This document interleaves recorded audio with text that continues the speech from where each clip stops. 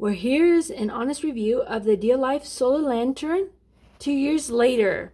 I did a review of this when I first got it from Idealife about a little over 2 years ago, and I used it in my greenhouse for a couple years, and now I'm using it here at my back window in my house.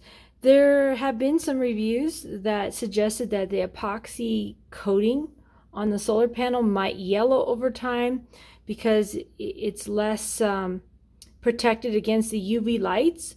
And here's, 2 years later, and you can see there really isn't any sign of yellowing whatsoever on these panels.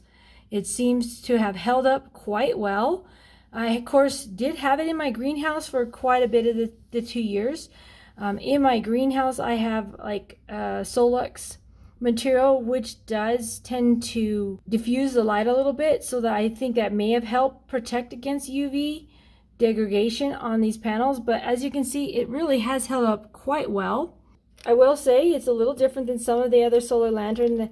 I do agree with the reviewer that said it kind of flickers a little differently, but overall I do like it. It gives a really nice ambiance. The one drawback that I have had with this unit, I really like how it has the ability to change modes. You can push a button down underneath, that little button right there, and that will change the lighting mode, but it will not keep your setting from one day to the next. So if you don't like the flickering and you just want to have it a stable light, it's kind of a pain because you do have to push that button to get it to the setting you like every evening, because it will not hold the charge all night.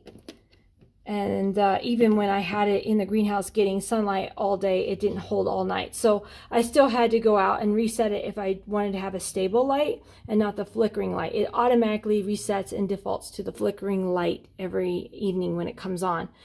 Overall though, I do like it. So I just wanted to give you guys an update on the Idealife solar lantern 2 years later.